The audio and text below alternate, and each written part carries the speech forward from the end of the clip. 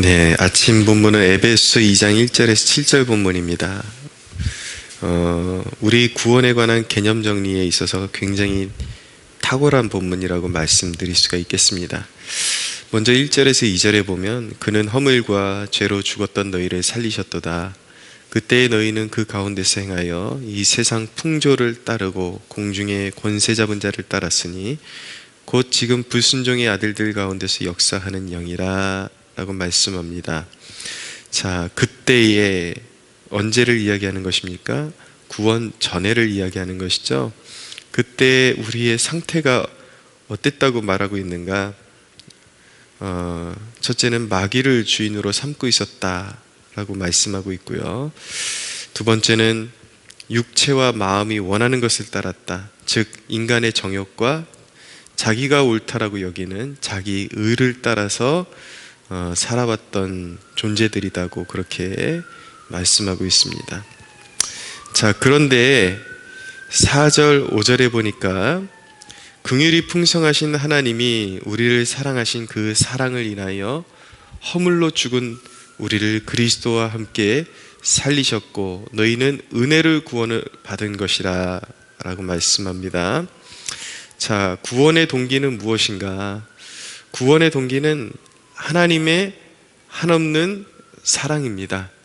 이해 불가의 사랑인 것이죠. 그럼 구원의 조건은 무엇인가? 바로 하나님의 은혜로 죄인 사랑하시는 하나님의 은혜로 살리신 것입니다. 여기 어디를 읽어봐도 인간의 스스로의 자격, 그런 어떤 선함, 이런 것들이 끼어들 여지가 없다라는 것을 보게 됩니다. 우리는 선행을 통해서 구원을 받은 것이 아니라 완전히 그리스도 예수 안에서 그 보혈의 능력으로 새롭게 태어나서 순종하는 존재가 된 것입니다. 6절에 보면 놀라운 그 기사가 나타나는데 또 함께 일으키사 그리스도 예수 안에서 함께 하늘에 앉히셨다라고 말씀하고 있습니다. 구원이라는 것은 무엇인가? 일시적인 변화인 것입니다. 예수를 믿을 때 일어나는 그 믿음으로 예수 그리스도를 영접할 때 일시적으로 일어나는 한 영혼에서 일어나는 급진적인 변화인 것이죠. 그 삶의 변화는 천천히 일어나겠지만 그 영혼의 본질적인 변화는 믿음의 순간 일시적으로 일어나는 것입니다. 물론 그가 완전한 믿음에 이르기까지 여러 가지 그런 필요한 환경들이나 조건들이라는 것이 분명히 존재합니다. 여러 가지 고민과 여러 가지 갈등과 그리고 환경의 변화들을 경험하지만 그가 예수 그리스도가 메시아임을 깨닫고 그리고 예수님이 나의 주이십니다, 이제 굴복합니다 라고 마음의 중심에서 그 마음이 일어나서 고백하는 순간에 진정으로 믿음으로 주님을 영접하는 순간에 일시적인 변화가 일어나는 것입니다. 그리고 그 변화는 항구적인 것입니다. 영원토록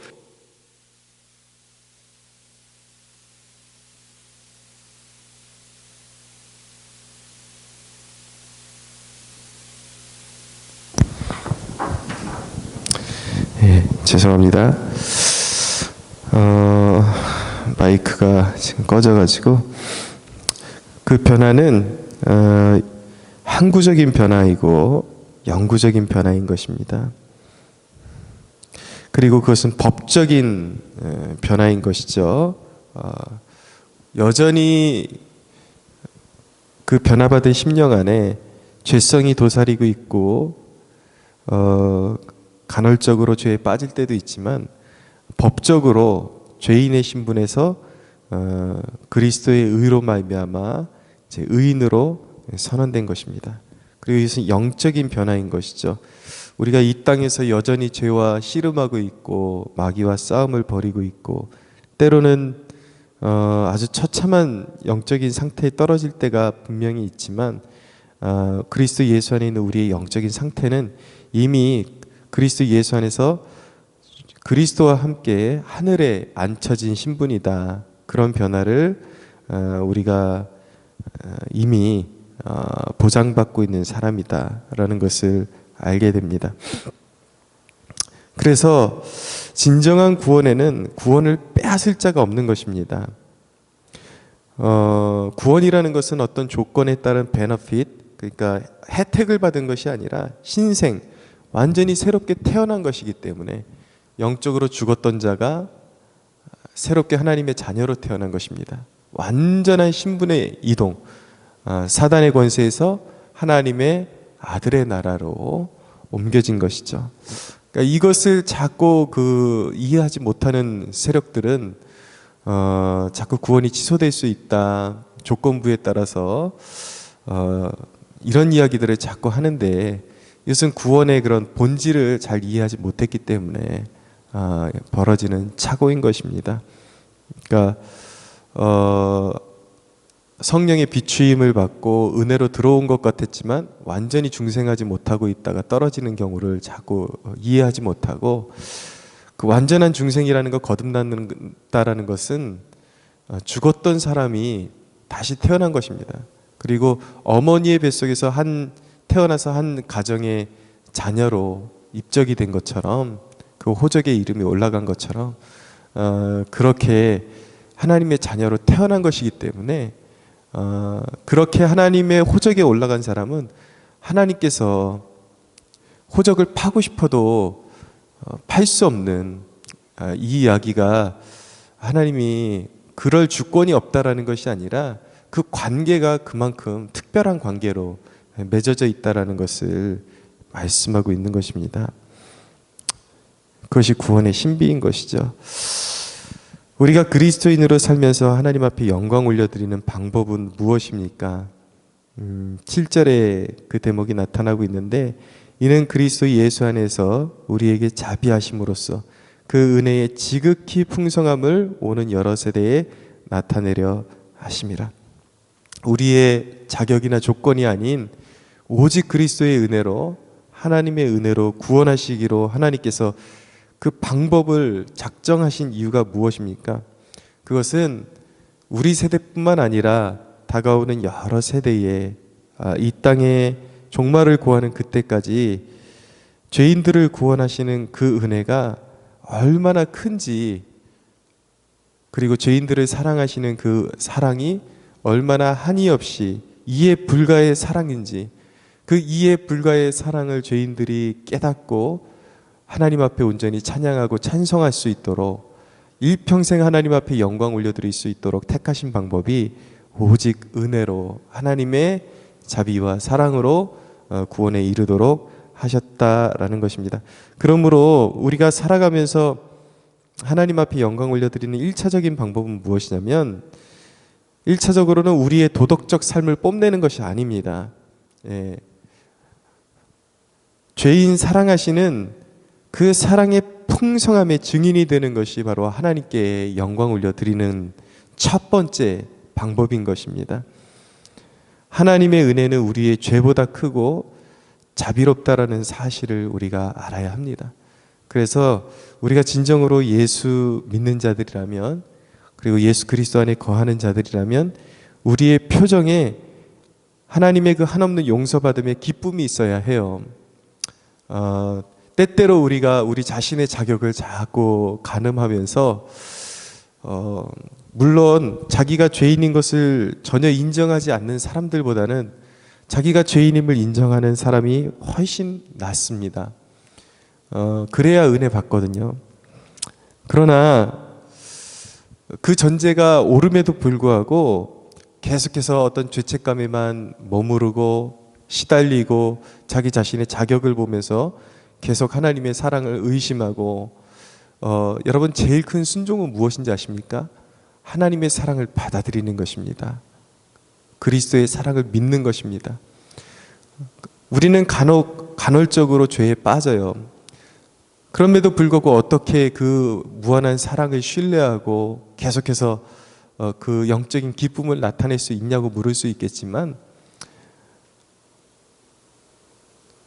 우리에게 회개를 필요로 하지만 그리스도 예수 안에서 우리가 주님께 용납되었고 우리가 전심으로 그리고 진심으로 하나님 앞에 우리의 죄를 자백하며 나아갈 때에 항상 우리 선하신 아버지께서 우리를 버리지 아니하시고 끌어안아 주신다라는 그 확고한 믿음 가운데 우리는 설령 징계 중이라 할지라도 히브리서가 요구하는 것은 무엇이냐면 징계 중에라도 기뻐하라는 것입니다. 그분의 이름을 기뻐하고 항상 내가 그분 안에 있고 그분 안에서 버림받지 않고 그분이 나를 기꺼이 용서해 주신다라는, 그리고 이미 나의 모든 허물을 용서해 주셨다라는 그 믿음 안에서 기쁨을 누리라는 것입니다. 그래서 우리의 평소의 그런 삶 가운데는 우리의 죄보다 크시고 우리의 연약함보다 크신 그 사랑을 인하여 그 사랑을 신뢰하는 가운데, 그 사랑을 신뢰하는지 신뢰하지 않는지 그것이 어디에 나타나야 되냐면 바로 우리의 표정에 나타나야 하는 것입니다. 이야기는 실없이 웃고 시대가 바뀌면서 성령 충만의 증거가 그냥 입을 하마같이 벌리고 그렇게 하하 웃는 그런 모습의 성령 충만의 모습이 있다라고 그렇게 자꾸 왜곡하는데, 그런 것이 아니라 진지한 기쁨을 이야기하는 것입니다. 구속받은 자의 진지한 기쁨, 세상의 파도에 휩쓸리지 않는 평안이 깃들어 있는 그 기쁨을 이야기하는 것이죠. 그것은 억지로 연출될 수 있는 것은 아니지만 분명한 것은 우리가 주님의 용서, 자비, 우리를 구원하시는 그 은혜를 진실로 믿을 때에 우리의 표정에서 그것이 드러날 수밖에 없다라는 것. 예. 사실은 우리가 그것을 의심하고 항상 영적인 그늘 가운데 그늘이 드리워져 있는 것 그 자체가 진심으로 주님 앞에 회개하며 나아가야 될 그런 사안이라는 것을 꼭 기억할 수 있게 되기를 바랍니다. 이 로렌스 형제라는 분이 있는데 수도사로서 이제 밥을 짓는 그런 사명을 감당하면서 하나님의 임재를 항상 누려왔던 자신의 그 노하우, 주님과 친밀했던 그런 것들을 책으로 이렇게 내게 되면서 이제 유명해졌던 그런 형제였죠. 뭐 신학적으로 우리와 견해가 같냐 그것을 떠나서 분명히 그들의 삶을 보면 성경의 진리 가운데 살았던 그런 모습을 발견할 수가 있습니다. 그런데 그의 고백 또한 무엇이냐면 자신의 어떤 허물이나 이런 것들로 하나님의 임재가 멀어질 때조차도 회개하면서 그 가운데서도 평안을 누릴 수가 있었던 이유는 무엇이냐면 하나님은 반드시 자녀들에게 찾아오신다, 잊지 않고 찾아오신다라는 것을 하나님의 임재를 경험하면서 늘 확신해 왔기 때문에 잠시 하나님의 임재가 느껴지지 않을 때에도 조바심 내거나 막 어떤 영적인 그늘에 사로잡혀 있는 것이 아니라 또 회개하고 또 그분의 임재를 계속해서 사모하면서 기다릴 때에 항상 그런 반복적이고 그리고 끊임없는 하나님의 임재를, 하나님의 돌보심을 경험하면서 살아왔다라는 것을 고백하는 것을 볼 수 있게 되는 것입니다. 우리가 정말 하나님의 임재를 아는 하나님의 백성들이라면, 그리고 그분의 그 그리스도의 사랑이 정말 마음의 중심에 있는 사람들이라면 하나님이 우리를 잊지 아니하시고 꼭 때가 되면 우리를 잊지 아니하시고 찾아오셔서 그분의 임재를 나타내시고 돌보신다라는 것, 그걸 100% 신뢰할 수가 있는 것입니다. 오늘 이 아침에 여러분들의 마음 가운데 있는 영적인 그러한 두려움과 영적인 어두움이 드리워져 있는 어두움이 물러가는 축복이 있게 되기를 바랍니다. 그리고 나서 또 한 가지 우리가 하나님 앞에 영광 올려드릴 수 있는 것은 무엇이냐면 죄인을 향한 무조건적인 사랑, 한없는 사랑, 그것을 증거하는 것이 첫 번째 하나님 앞에 영광 올려드리는 삶이라고 말씀드렸고, 그리고 나서 두 번째는 그리스도인의 도덕적인 삶, 하나님의 자녀됨의 품위를 지켜나가야 하는 것입니다. 하나님의 자녀이기 때문에 세상 유혹에 무릎 꿇지 않고 작은 것들에 욕심 부리지 않고 너그럽게 사랑을 베풀고 인자를 베푸는 삶, 이것을 통해서 하나님의 무한한 사랑과 그 이름의 영광을 올려드릴 수 있다라는 것을 기억하기 원합니다. 구원은 영적인 인식이 깨어난 상태에서 자라나는 것과 같습니다. 때로는 넘어지지만 하나님의 말씀과 연단과 성령의 지도하심 가운데 자라나게 되어 있습니다. 이 은혜를 주신 하나님께 감사드리는 이 아침이 될 수 있기를 바라고, 내가 누구인가라는 그 질문, 이것이 굉장히 중요합니다. 매일의 삶 가운데 무턱대고 그냥 순종해야지, 무턱대고 그냥 착한 일 해야지, 이런 것보다는 내가 누구인가라는 분명한 의식 속에서 선을 추구하는 것이 그 선을 더욱더 풍성하게 하는 동기가 된다는 것을 여러분들 기억할 수 있게 되기를 바랍니다. 우리는 하나님의 자녀이고 죄와 싸우는 자들로 부름받았습니다. 그리고 넘치는 하나님의 사랑을 받은 자들입니다. 그리스도의 보혈로 말미암아 하나님의 자녀됨의 권세를 가지고 있는 하나님의 백성들입니다. 이 모든 것이 우리 주 예수 그리스도께서 십자가에서 피 흘려 주셨기 때문에 가능하게 된 그 보혈의 은혜라고 말씀드릴 수가 있습니다. 오늘도 보혈의 삶에서 기뻐할 수 있는 저와 여러분들이 되기를 바랍니다. 이 진리 안에서 참 기쁨을 회복하고 이 세상에 타협하지 말고 승리하는 저와 여러분들이 되기를 예수 그리스도의 이름으로 축복합니다.